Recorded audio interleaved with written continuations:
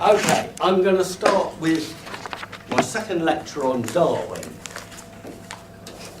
And really, this lecture is about the connections between Darwin or Darwin's ideas of what has come to be called evolutionary psychology, although I will be concentrating much more on Darwin because, in my view, Darwin is much more profound than many of the psychologists today who can call themselves evolutionary psychologists. And I want to say why.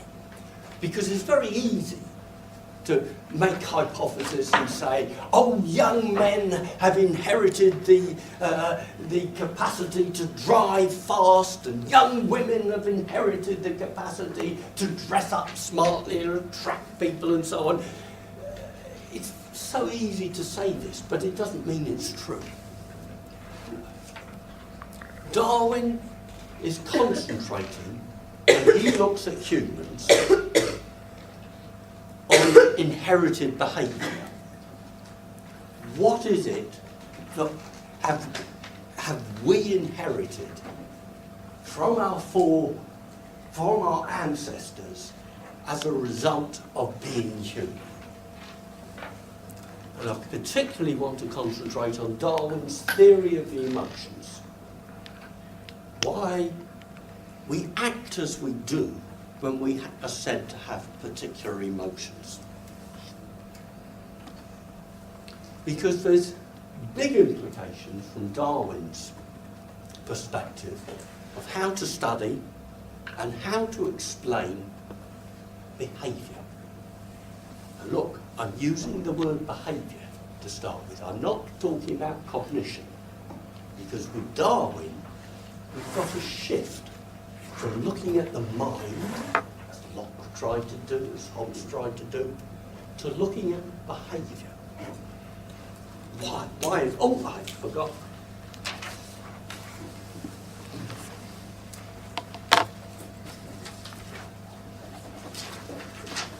Okay. That's what I shall be doing today. Now, with Darwin, we have a start of a very different sort of psychology. A different way of posing questions and what counts as answers to questions.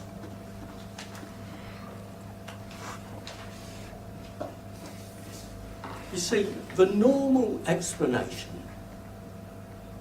of human motivation is in terms of what the individual wants to do. Hobbes. Why do people behave like they do? Because they want to just get an advantage. They don't trust their neighbours. They want to do better than their neighbours and so on. It's all back to the individual, what the individual wants to do. Why have you chosen to study psychology? Oh, because I want to do something which interests me, or I want to have a good career, or my friend told me this and so on. It comes back to the individual. Why do you do this? I do it because. But with Darwin, suddenly the question has changed. Can you explain what the individual does? Not in terms of that individual, but in terms of the history of the whole species. Why do you act like this? I do it because I'm a human being. And us human beings, we're programmed to act like this. Why? Because our ancestors acted like this.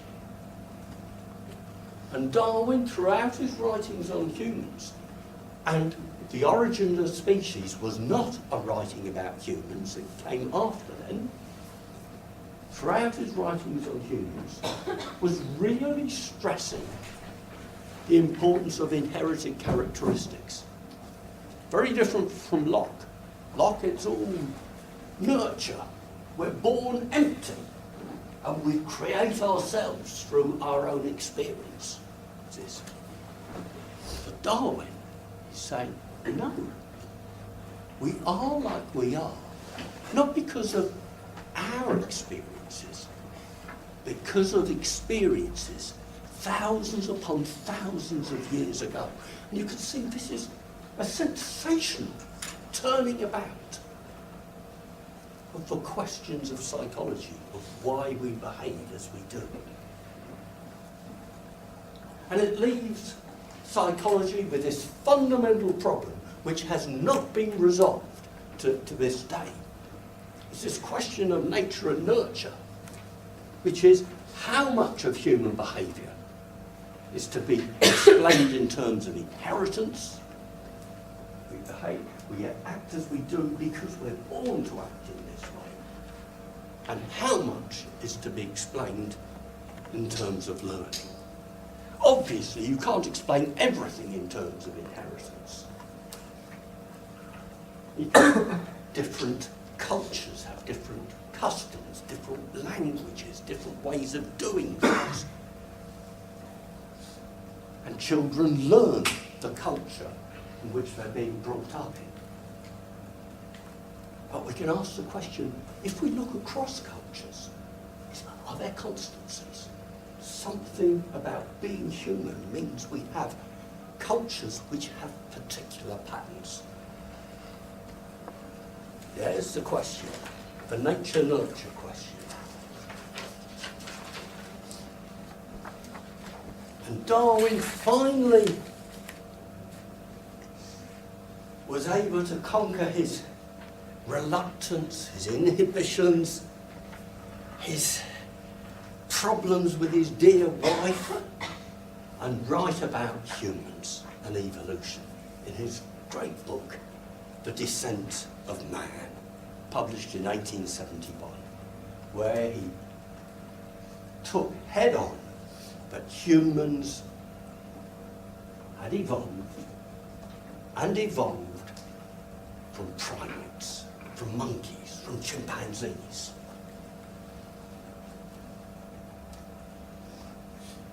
And in so doing, he was applying the principles which we would say of animal psychology to humans.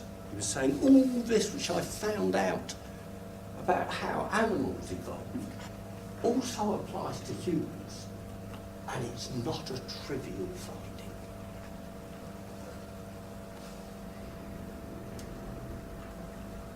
And Darwin was always looking at the similarities between humans and animals. But for Darwin, the similarities went both ways. Because he was saying, we just evolved apes, chimpanzees. There are similarities between us and the chimpanzees. But it cut both ways. He was saying, look at the higher mammals. Look at apes. And you'll see they're very human. He's not making the comparison necessarily to put us down and say we're just apes. He's saying also the higher mammals, they have feelings. Dogs, he said, you can tell when a dog is happy and when it's sad. They're like us in some ways.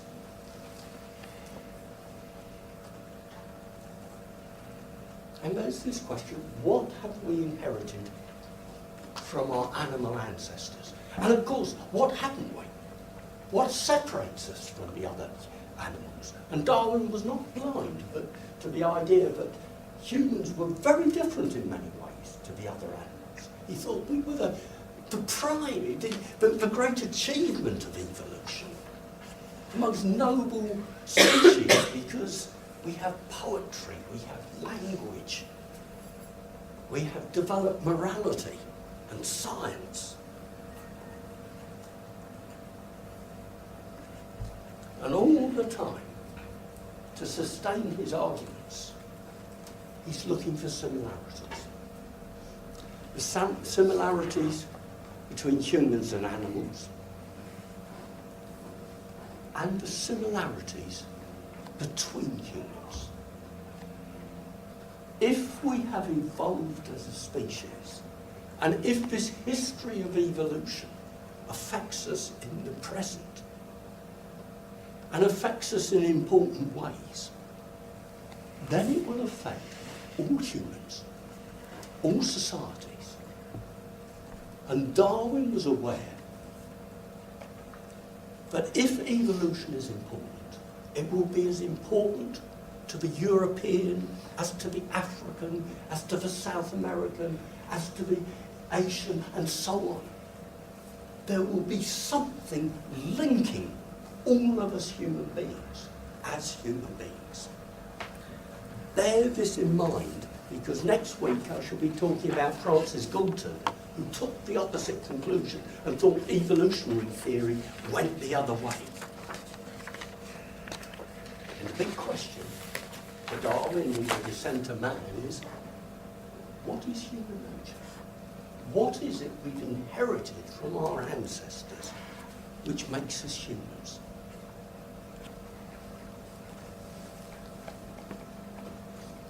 And remember, I've discussed two very different views of human nature. There was Hobbes's. It's in our nature to be suspicious, to compete, to struggle. In some ways, Hobbes's vision of the world was very similar to Darwin's. The struggle for existence. Each person is struggling to survive. Only the strongest, the most cunning, the one who looks after their own interest best, will survive in this war of all against all. Sounds very much like Darwin talking about the struggle for existence, as the offspring struggle to get the food from a mother, as different creatures struggle to survive against their predators and so on. And that element would suggest, biologically, competition is rooted in our being. And it's rather an unpleasant vision. On the other hand, there was Shaftesbury saying, no. This is all wrong. It's in our nature to be social. We are social beings. Babies could not survive. We would not be able to perpetuate ourselves if kindness weren't there, if there weren't a sense of morality, a sense of social being. Because who would look after the babies? And Darwin has a theory about humans, what we're like before we became humans, or as we were developing civilization, complex society. And was his image like Hobbes, stressing selfishness and competition, or was it like Shaftesbury? And like the previous philosophers, he had no direct evidence. There is no direct evidence of what humans were like, how we lived, just as we were becoming humans, as we were evolving from chimpanzees into the upright stance of the modern Homo erectus, Homo sapiens. No direct evidence. It involves a work of imagination. Does anyone want to hazard a guess whether Darwinian theory says it's a struggle of all against all, a competition, or that we are innately social?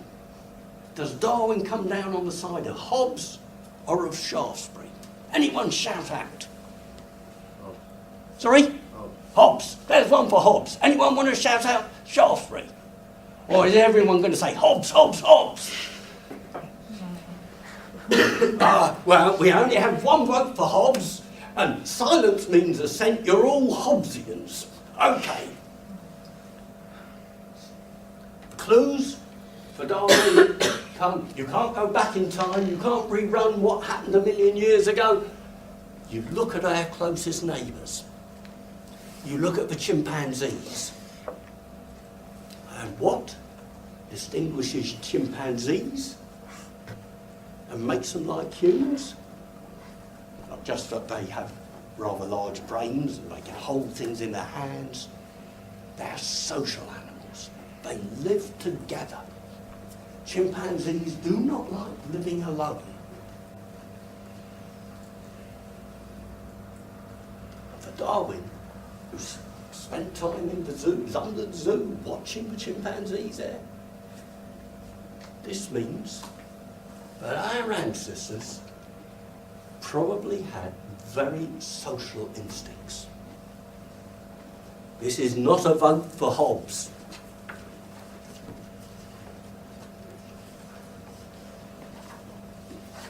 Here's a quote. In order that primeval men, this is the earliest men, or the ape-like progenitors of man should have become social, they must have acquired the same instinctive feelings as chimpanzees, and the same altogether. Now here's typical of Darwin. He imagines what it's like to be an early man, early human. They would have felt uneasy when separated from their comrades, for whom they would have felt some degree of love. They would have warned each other of danger and have given mutual aid in attack or defence. All this implies some degree of sympathy, fidelity, faith, and courage. So he's imagining these bands of groups of early humans, not quite yet evolved into proper humans. If one was attacked, all would seek to protect them. One would try and give warning signs for the group, as if the group was important. And none of this would be possible if those early humans instinctively were just selfish, looking after themselves. And why? Why? Human beings are not equipped with great speed. We don't survive because we can outrun predators. We're not the strongest animal. We can't tear flesh apart like lions and tigers can. But what we have, which enables us to survive, is a strength through sociality. We can warn each other of danger. The group can attack a predator. The group can seek to outwit a predator. And, this is Darwin's argument, the more socially minded the group, the better chance of survival. And the better the chance of survival, the better the chance of reproducing that characteristic. So the group which is socially minded will have a better chance of perpetuating that trait of being socially minded, because it enables the individuals within the species to adapt to the situation in which they find themselves. Do you understand the argument of why he's arguing that for humans, for primates, for chimpanzees, for monkeys, some sort of social feeling is not just something desirable and immoral, morally desirable, but it will aid the survival of this type of animal. And so we have evolved to be social because it enables us to survive and therefore procreate. And procreate those who are socially minded. Those who are just selfish will not survive. And Darwin says these early feelings for the group, for warning of danger, for protecting your fellows, for feeling for your fellows, feeling some sort of early sort of love. He said not only are evolutionary significant and advantageous, but they're the early social feelings of morality. And as human beings evolved into humans and evolved into the species with language, so these early feelings of community developed into language, into morality. Because you need language for morality as such, to say something is good, something is bad, you shouldn't do this.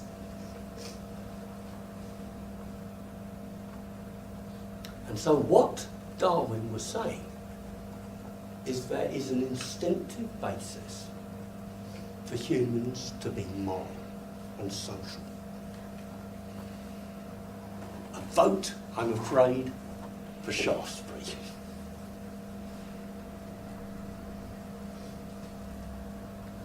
And of course Shaftesbury had said, not that he had any idea of evolution, Shaftesbury had said there is a moral sense, or humans have a moral sense.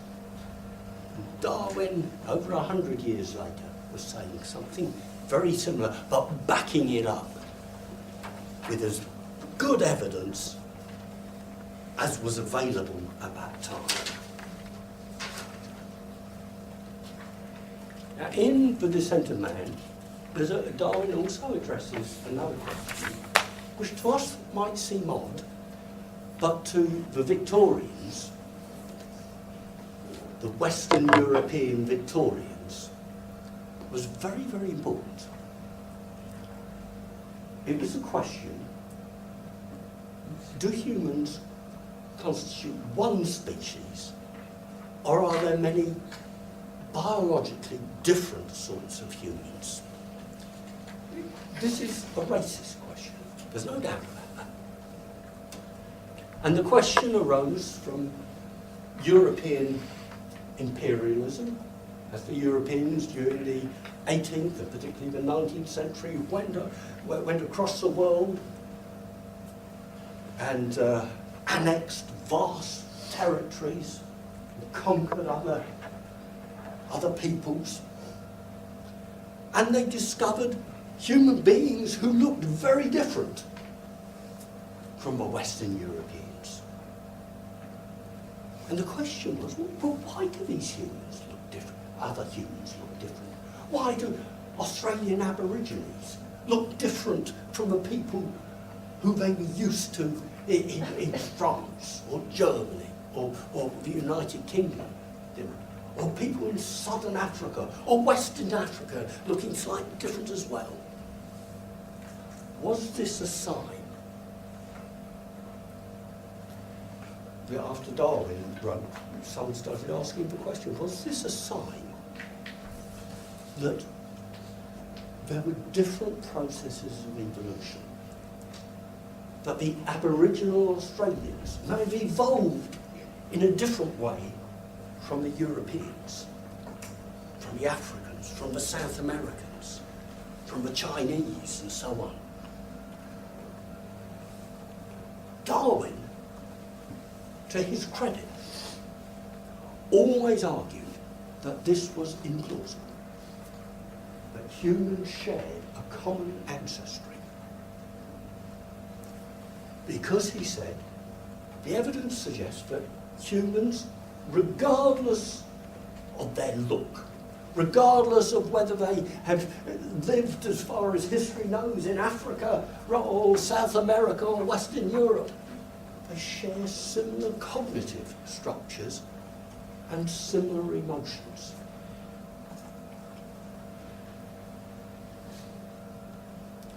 And above all, there was the experience I mentioned of him being taught by a slave, or a freed slave, but also on the Beagle, he had the experience of the Tierra del Fuegans, who lived in the south of South America. And the ship was actually taking back a group of Tierra del Fuegans back to their homeland.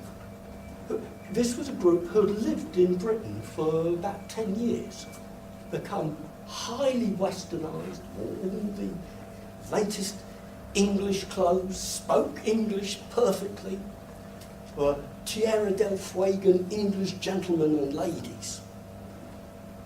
And Darwin could see that there was a sense of community between the English and the Tierra del Fuegans. They were just like us, he said. But, we'll come on to the but. So, Darwin's argument, and it's always an argument, if you're going to argue from evolutionary principles, if you're going to say, we've evolved to behave in this way. Men have evolved as hunters and they try and get as many women as possible. And women have evolved as nest builders and carers and they just want to have as many babies as possible. If you make this argument, you need to base it on universal characteristics. It's no good saying, it's no good just saying, oh, we do this now. That would be an argument, but this happens in this culture. It's no good saying, we do this, and so do these people and these people, but these people don't. Once you start saying, oh, these people behave in different ways, you're saying, it's not universal, so it may not be produced by evolution. Because if you assume we all have the same evolutionary heritage, but if you're going to explain something in terms of that heritage, you must first of all check that the behaviour, the characteristics which you wish to explain are universal, to be found across history and across culture. And Darwin argues that all humans, apart from those who clearly have individual problems, but in every culture you'll find humans with similar perceptual abilities, perceptual organs, and what we now would call cognitive architecture. Darwin did not use the term cognitive architecture, but say similar sorts of structures of mind. And these structures of mind for arguing, for noticing things, for having a sense of morality, have adaptive advantages. And above all, humans have language.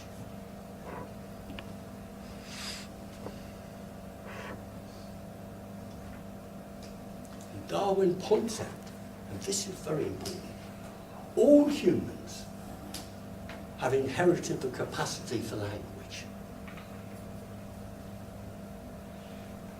The Western imperialists, the missionaries, the travellers were going across the globe, finding different sorts of societies at what they considered different levels of civilization. But one thing was common to all the societies which were found. There wasn't a single society without language. And often you'd have societies with their own language. And many of their languages, of the so-called lower stages of civilization, societies which the travellers found in parts of Africa, even in Tierra del Fuegans, not only had their own languages, but the languages were extremely complicated languages, with much more complicated grammar than you found in Western languages. English, for instance, is a very uncomplicated language grammatically. And Darwin seized onto this in The Descent of Man. He understood the significance of this. But because of the universality of language, because wherever you go and you find humans, you find them talking, you find them inventing languages, using languages, it suggests the common evolution of humans. That humans must have evolved together and must have evolved as the language-using species. And then, after this, they separated and went across the world. They probably all started together in somewhere in Africa. And the evolution into becoming humans, i.e. the language-using, tool-using species, took place before they went across the globe. If it hadn't been, then you would have found some human societies without language. It's a very simple argument Darwin used, and a very, very important argument, and very significant one. And to understand Darwin, you really have to get this. Yeah? And I'm happy to repeat it if anyone wants me to, and say, no, I just don't get why it's so important. No? Okay. And then, having spread across the globe, remember with Darwin, evolution never stops. And every generation will be slightly different from the previous generation. And then certain evolutionary processes take place to fit the body to the environment in which the body finds itself. Those who are living under conditions of great sunshine will develop, according to Darwin, darker coloured skin. Those who are living in extreme cold, like the Inuit, will develop bodies which can store fat more easily. And so on. And we begin having spread across the globe, that certain characteristics have a greater chance of survival than other characteristics. That if you're well padded in a cold environment, you're more likely to survive than if you're very skinny, and the reverse if you're living in a very hot environment. And so humans spreading out develop different traits, different characteristics. But these are what Darwin says family resemblances. They're like some dogs have longer ears than other dogs. Some have longer, bushier tails than other dogs. It is not a sign that these are different species, because the criterion for a species is interbreeding. Can the species breed? And there was no evidence that there was any group of humans that could not breed with any other group of humans. In the same way that a dog with a bushy tail can breed with a dog with a very thin tail. So what was developing after we'd spread out were just surface trivial characteristics and differences, enabling better adaptation to physical conditions. These ideas have influenced later psychologists. And I just want to deal briefly with one of the great intellects. He's actually a linguist of modern times, Noam Chomsky, who's still alive. Has anyone talked about Chomsky's work? Have they talked to, well, you've had in, say, cognitive psychology, he's been mentioned, has he, or in language? No, but probably not the link to Darwin. No, let me do this.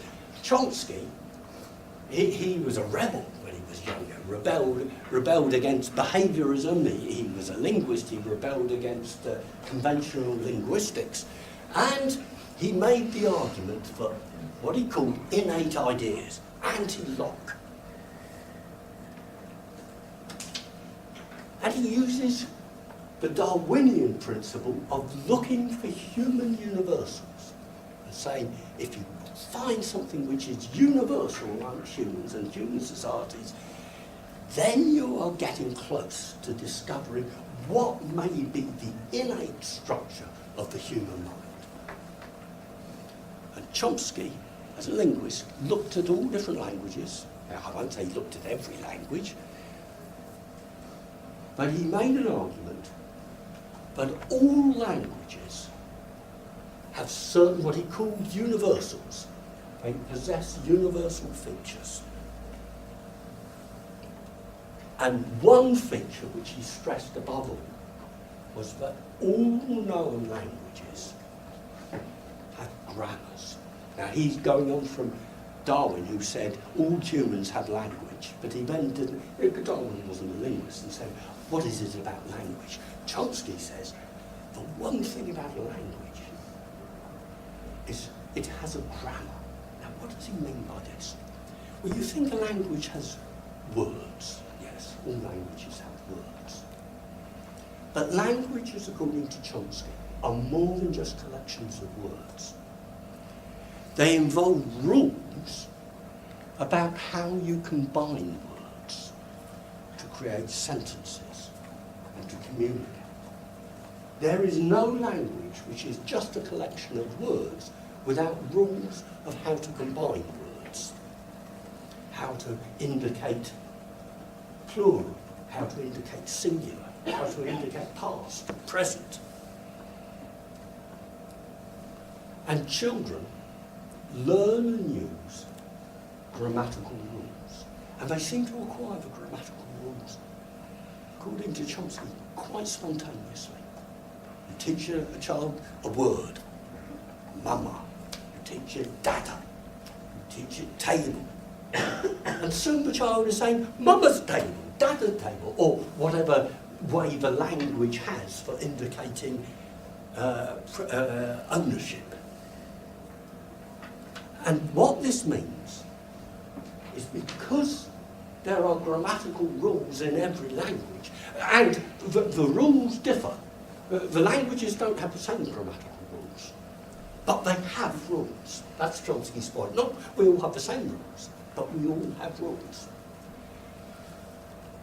Because of this, that humans, regardless of where they live and what language they speak, can always understand sentences which they've never heard before. All of us are both speaking and hearing things which we've never heard before every day of our lives. And a new sentence doesn't create a problem for us. You could say, well, I've never heard this collection of words put together like this. It doesn't create a problem because we have the grammar which tells us how to decode the sentence, and for ourselves, how to create sentences which we've never heard and which have never been uttered before.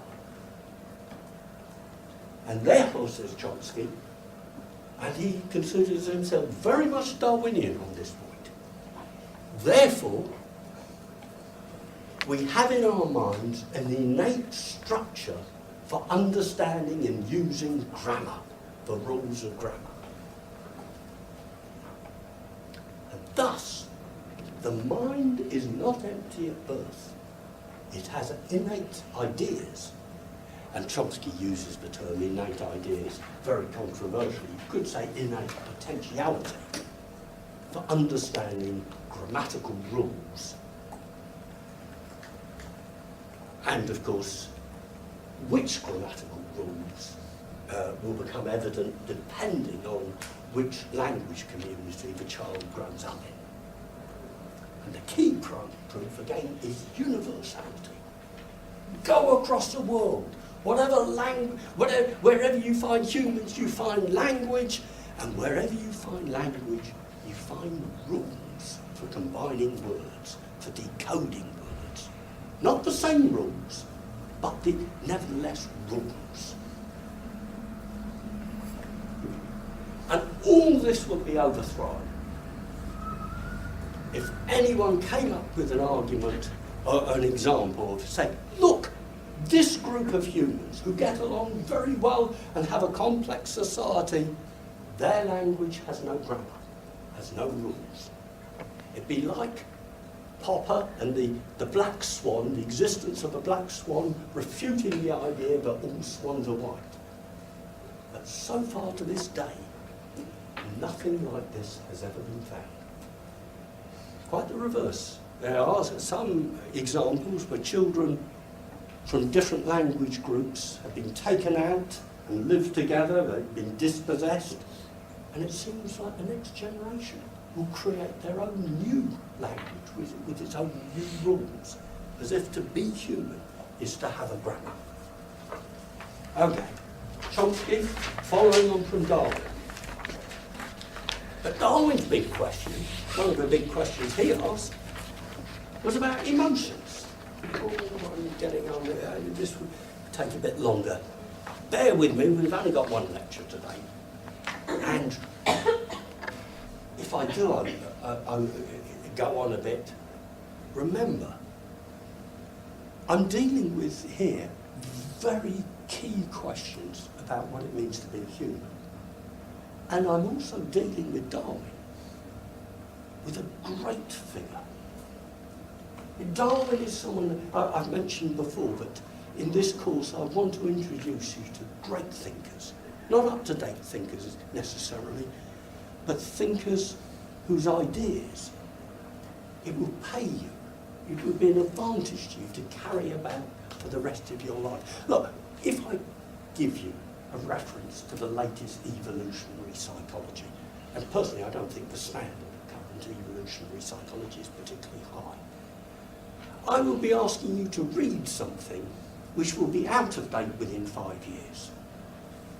Darwin's Expression of Emotions in Man and Animals, published in 1872, is, in my view, still the most brilliant, the most insightful discussion about human emotions there has been. I cannot imagine, well, I can imagine, but I don't wish to imagine, that anyone could possibly read even a little bit of it and not have their thinking enhanced.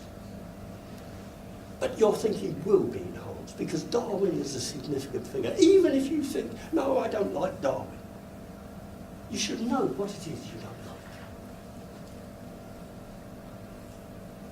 like. And in this book, Darwin applied his evolutionary theory to the problem of emotions. And remember, when I quoted Marat saying, oh, it's a mystery why we all have similar emotions and why there's a similar physiological background to emotions.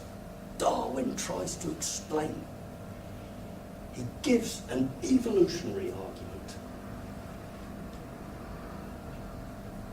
that we've inherited physiological and behavioural characteristics for emotions. And what we've inherited has had in the past, not necessarily in the present, in the past, evolutionary advantage. And here, his arguments are based on observation, and particularly observing what is true of all humans. Remember, if he discovers a society where no one laughs and there is no laughter, then he cannot have an evolutionary theory of why laughter has been inherited and a plausible explanation of why universal characteristics might have evolved.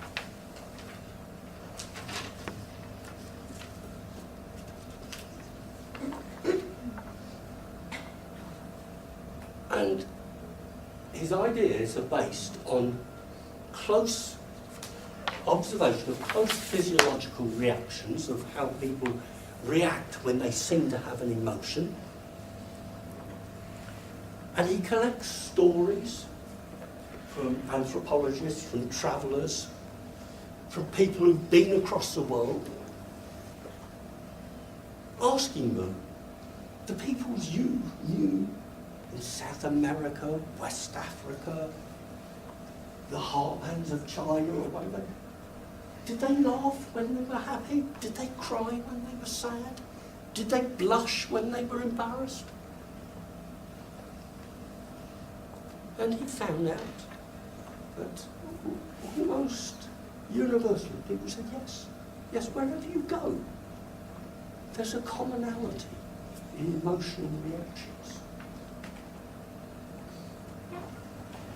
And look at the close physiological study. And for this, Darwin had an advantage, which observers in the previous century wouldn't have had. And it's clear if you look at Darwin's great book on emotions, what this advantage was. Can anyone imagine what discovery had made the study of emotions actually more realisable than it had ever been? Come on, you've got to come back from the error with Hobbes. Here's your chance. No, it's a simple one. It's that inventions in one field can affect another. It's similar.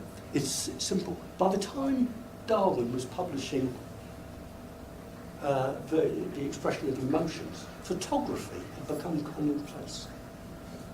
And if you can take a picture of someone laughing or a picture of someone crying, you can freeze that moment and see how the face is, what muscles are being used. And inventions, technology of photography, of course, really has been important in the development of the psychology of emotions.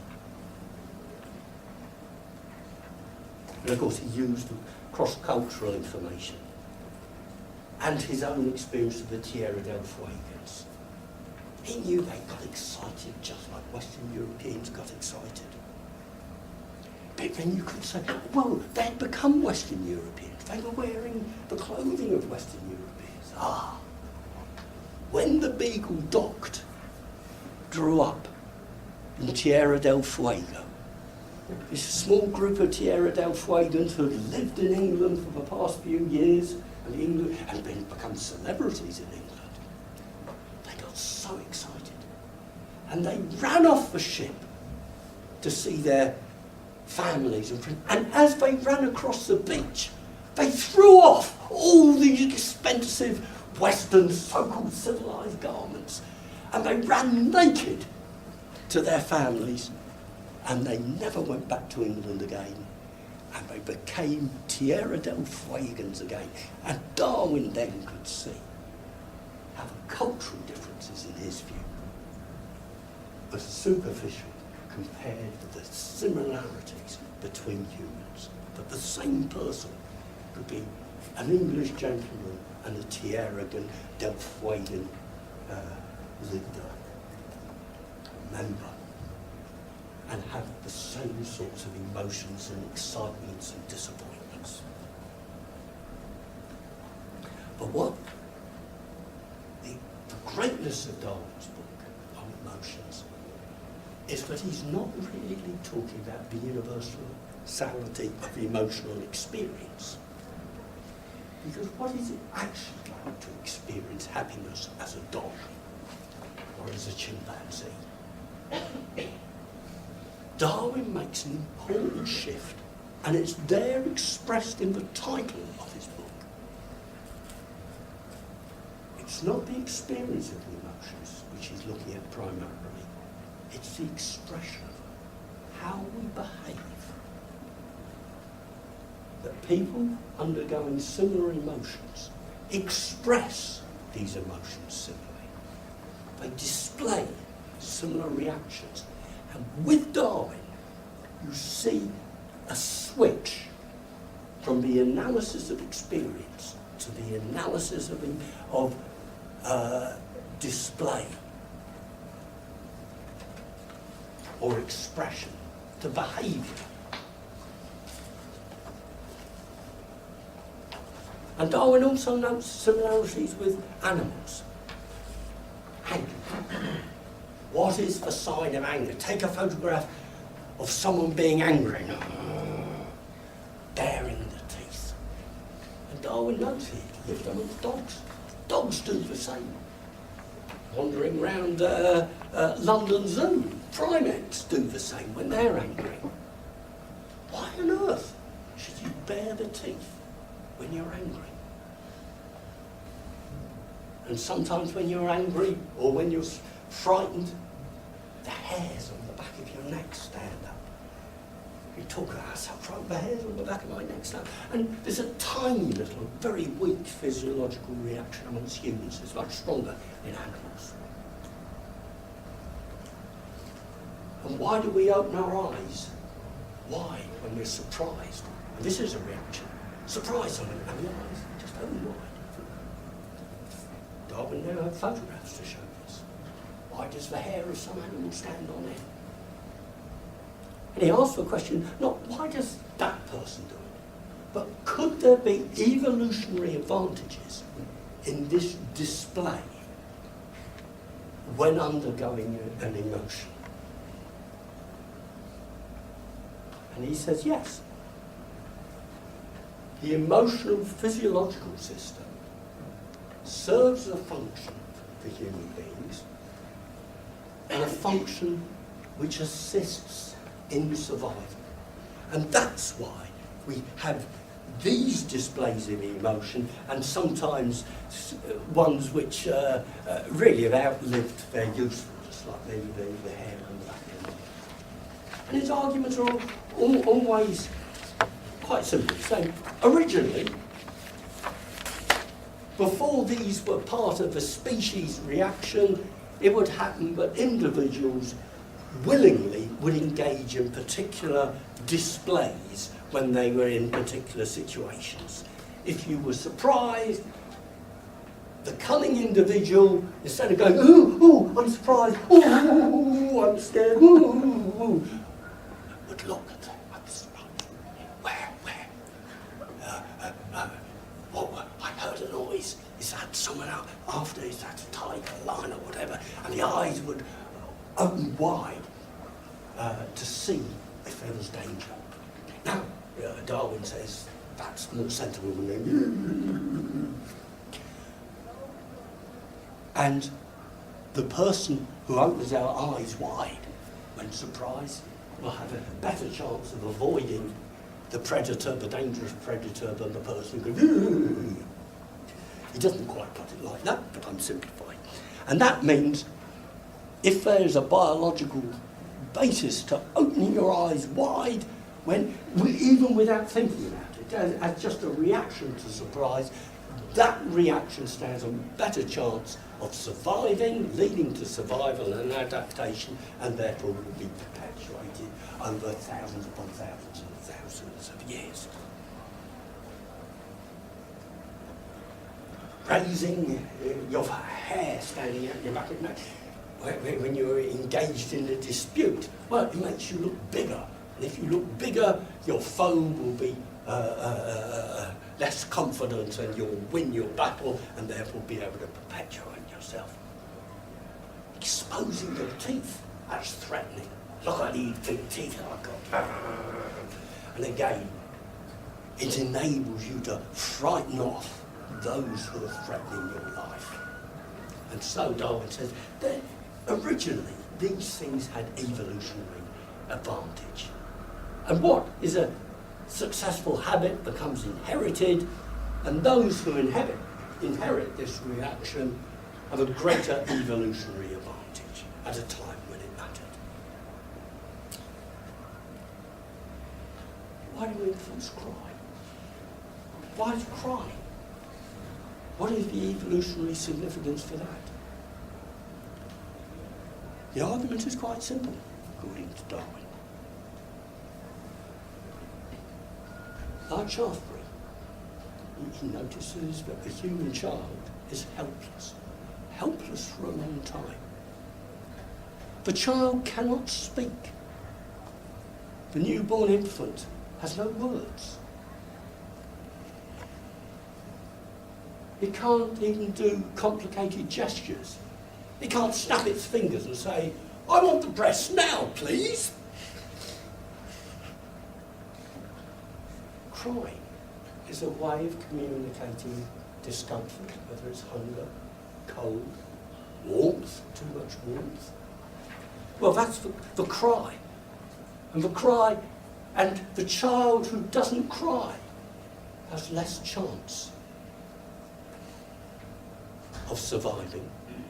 The parent who doesn't react to a cry, doesn't find the sound of an infant crying disturbing and distressful, has less chance of raising their child successfully.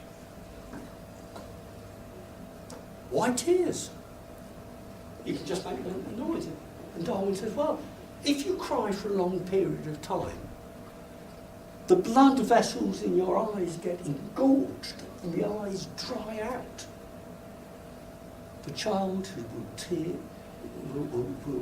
will cry, whose eyes will weep, has a better chance of preserving their sight and attracting attention. You see how Darwin argues it's a plausible reason why this pattern of behaviour has adaptive advantage. But this behaviour has a function, not just in terms of the individual, but in terms of the species.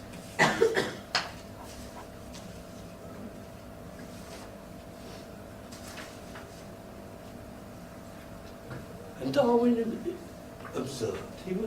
Throughout his life, he was an observer. He liked looking, and he observed the physiology of emotions. And he observed his own children. He wrote a very famous paper, and I put it on the reading list, looking at one of his sons and one of his daughters over time, what they could do, how they reacted. He noticed there were similarities, he noticed that also there were differences. And he talks about, formulates what he writes, the principle of antithesis in communication. Why a difference between the happy and the sad face?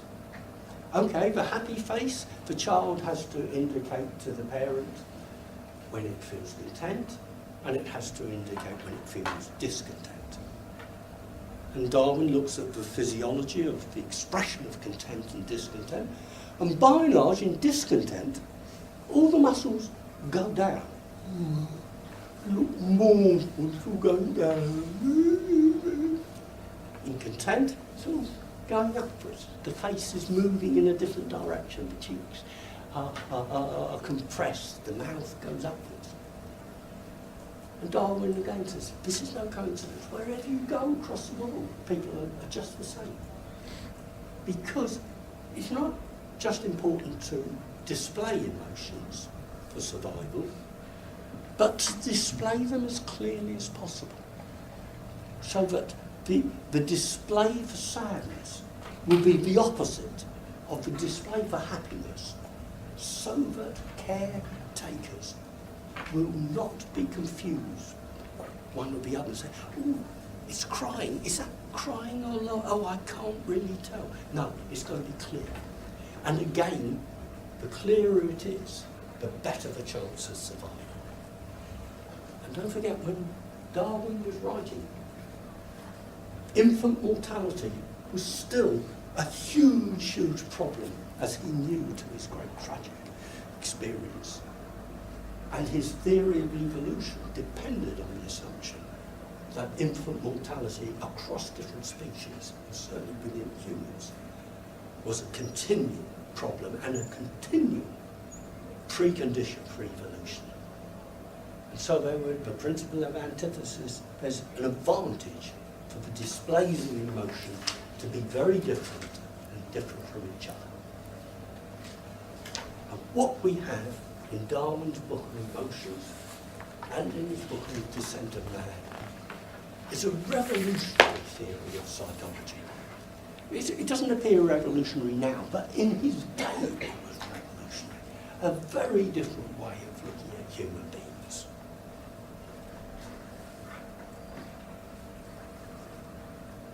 The importance of inheritance, that the history of the species was affecting current behaviour.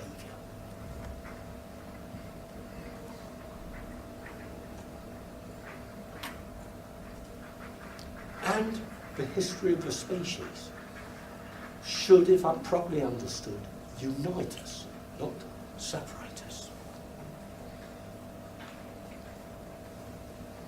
And there's an important method for the evolutionary hypothesis.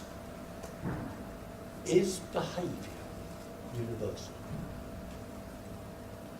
If it is universal, then it is unlikely to be produced by social factors. or the social factors become a means of perpetuating something which is universal. This is Chomsky's argument about grammar and language. And here I join with modern evolutionary psychology. It's here where I think modern evolutionary psychology is so unsatisfactory. I've put an article on the reference list, which is quite an interesting one, of why young men seem to give more to charity in the presence of young women. And the argument is they wish to impress the young women, and giving to charity is a way of impressing the young women. That is probably quite correct. But they then don't say, well, this tells us something about how young men behave in our society. They then say, and this must be for evolutionary reasons. And here is an example of where you take just one finding and give an evolutionary explanation for that one finding. But of course you could, with a bit of imagination, give a cultural explanation. The evolutionary explanations, in my view, become important when you don't just take one finding, but you look at its universality. Because this is like Popper and the importance of refutation. If you find examples where so-called what is evolutionary significant doesn't occur, it means that your evolutionary hypothesis doesn't work. Maybe it's been refuted. And this raises a very, very important issue of why humans are different. It's very easy to say that we have an evolutionary background which determines what we do, and particularly in turn determines principles of sexual selection. But Darwin was aware that there is one aspect of humans which makes us so different from every other animal which is struggling to adapt to its environment. Can anyone just come to me and say what that one feature is, and why human adaptation to the environment is so different from any other animals or species adaptation to the environment? It's simple.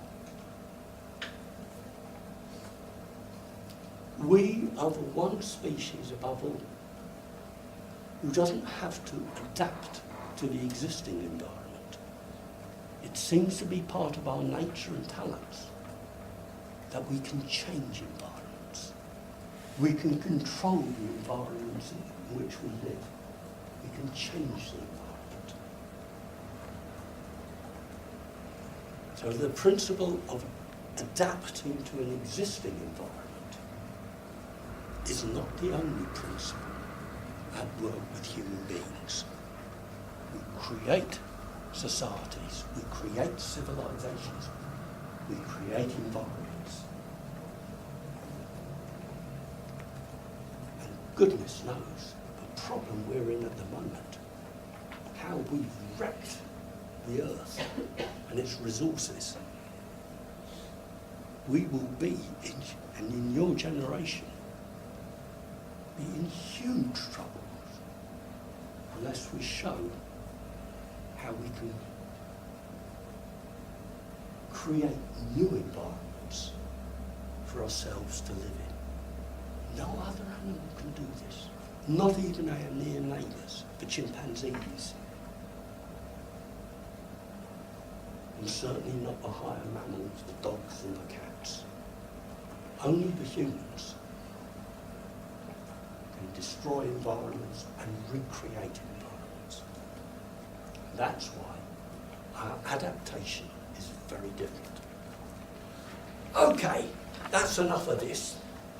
Questions? We have a couple of minutes.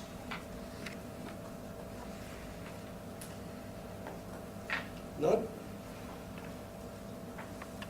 This has gone on for longer than I thought.